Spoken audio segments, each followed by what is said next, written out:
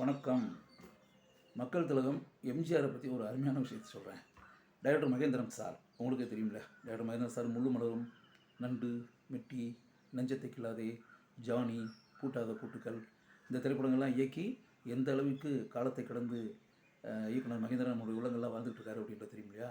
மகேந்திரன் கல்லூரியில் படித்து கொண்டிருந்த ஒரு காலகட்டத்தில் நடந்த ஒரு அருமையான சம்பவத்தை இப்போ உங்களுக்கு நான் சொல்கிறேன். அழகப்பா கல்லூரி இருக்குல்ல, காரைக்குடி அழகப்பா கல்லூரியில் வந்து இயக்குனர் மகேந்திரன் கல்லூரி மாணவராக படிச்சுக்கிட்டு இருக்காரு. அப்படி கல்லூரி மாணவராக படிச்சுக்கிட்டு இருக்கும்போது அந்த கல்லூரியினுடைய ஆண்டு விழாவிற்கு எம்ஜிஆரை கூப்பிட்டுருக்காங்க. எம்ஜிஆர் வந்து தமிழக முதல்வரில் கிடையாது, அவர் திரைப்பட நடிகராக புகழ்பெற்ற திரைப்பட நடிகராக இருந்த காலகட்டம். எம்ஜிஆரை சிறப்பு விருந்தினர், சீஃப் கெஸ்ட் அப்படின்றவங்கள, அந்த சீஃப் கெஸ்ட்டாக எம்ஜிஆரை வந்து அந்த கல்லூரியினுடைய ஆண்டு விழாவுக்கு கூப்பிட்ருக்காங்க. எம்ஜிஆர் அந்த கல்லூரி ஆண்டு விழாவுக்கு போயிருக்காரு. போகும்போது கல்லூரி மாணவர்கள் வந்து பேச்சு போட்டி, பாட்டு போட்டி, நடன போட்டி இந்த மாதிரிலாம் பல நிகழ்ச்சிகள்லாம் நடக்கும் இல்லையா. அப்படி வரும்போது ஒரு சொற்பொழிவு அப்படின்ற பேட்டரில் மாணவராக இருந்த மகேந்திரனுக்கு ஒரு வாய்ப்பு.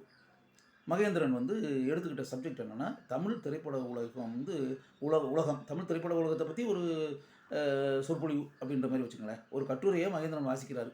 அந்த பேட்டர்னில் ஒரு மேட்டர்.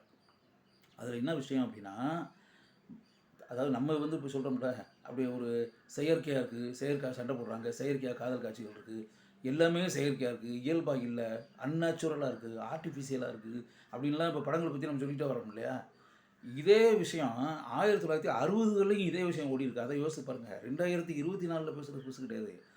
60ஸில் 1960களில் நீ எத்தனை வருஷம், அந்த பக்கம் ஒரு 40, இந்த பக்கம் ஒரு 60 வருஷங்களுக்கு முன்னாடியே தமிழ் ஃபீல்டு இப்படி தான் இருந்திருக்கு. அப்போ என்னென்னா மரத்தை சுற்றிக்கிட்டு காதல் அப்படி இப்படின்ற மாதிரி அப்போவும் பத்திரிகைலாம் எழுதுவாங்க. இதெல்லாம் எங்கேயாவது இருக்காங்க?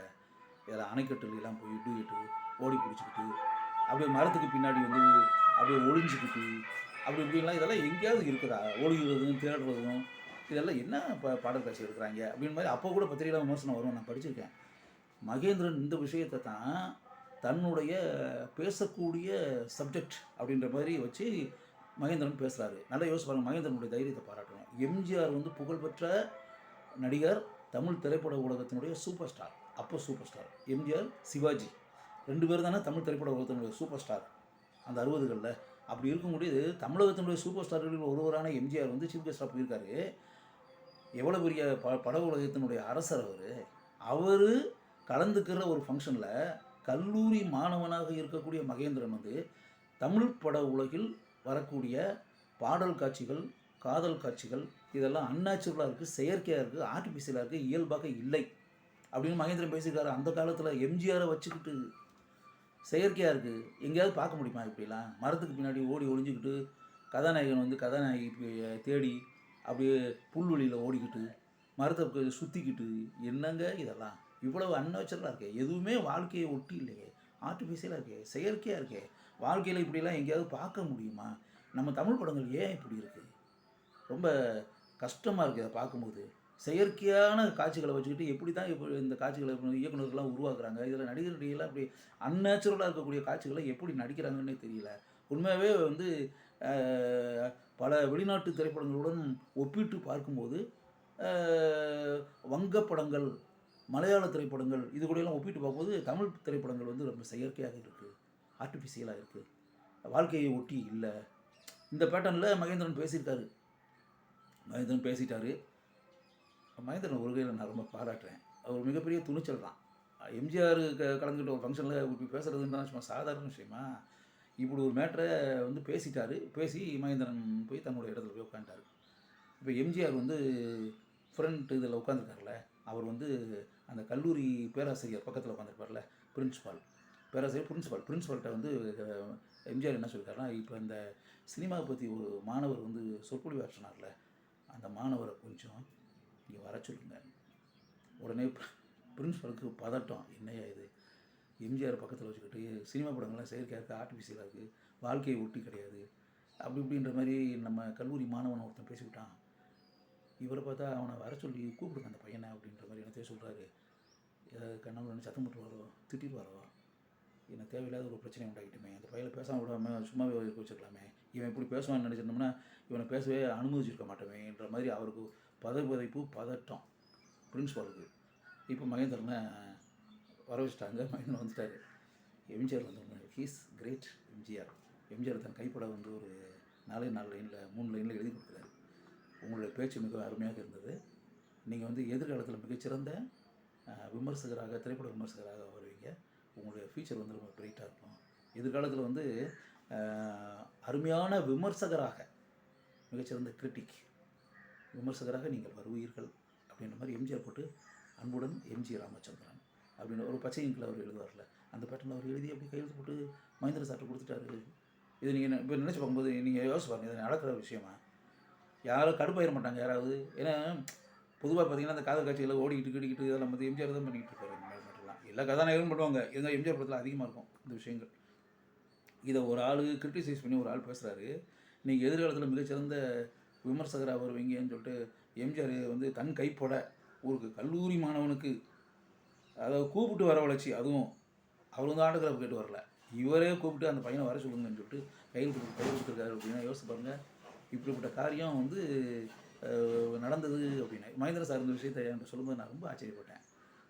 சார் என்ன சார் இது ஆச்சரியமான ஒரு மேட்டராக இருக்குது, எப்படி சார் இது எம்ஜிஆருக்கு ஹி இஸ் கிரேட் சார். அதாவது நீங்கள் வந்து மிகப்பெரிய துணிச்சல் உள்ள மனிதர், துணிச்சலான கல்லூரி மாணவர் அப்படின்றது ஒன்று இருந்தால், எம்ஜிஆர் வந்து ஒரு மிகப்பெரிய பெருந்தன்மை சார், மிக விசாலமான மைண்டு.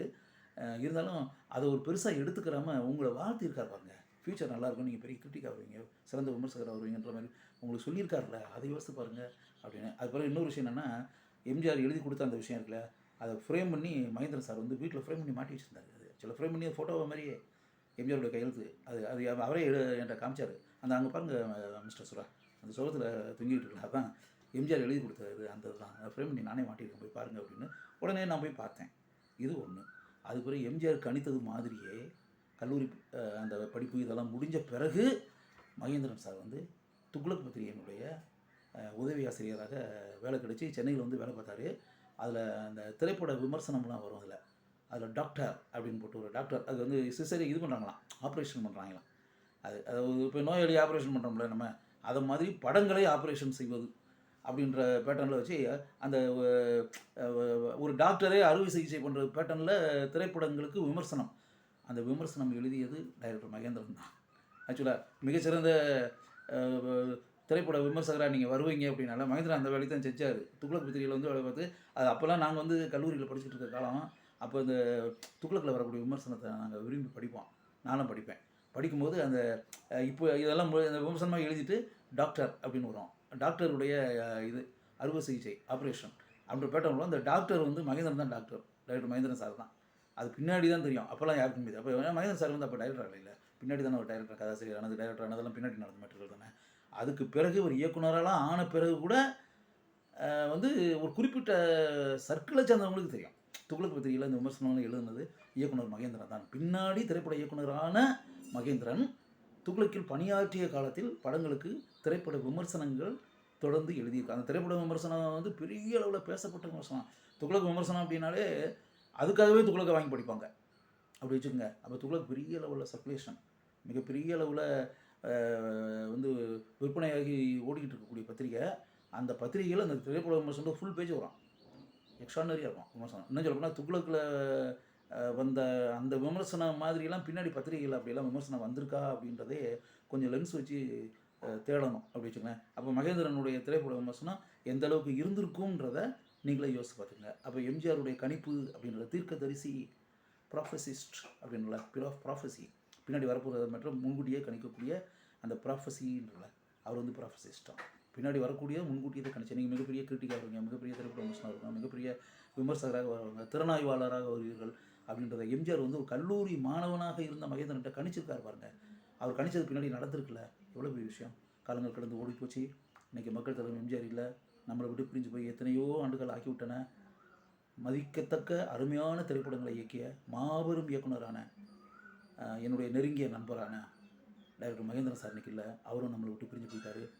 இந்த இருவரும் இல்லாத இந்த சூழ்நிலையில் அந்த இருவரை பற்றியும் இருக்கக்கூடிய இந்த சுவாரஸ்யமான இனிய அருமையான காலத்தை கடந்து நிற்கக்கூடிய அந்த சம்பவத்தை உங்களுடன் பகிர்ந்து கொள்வதில் நான் பெருமைப்படுகிறேன்.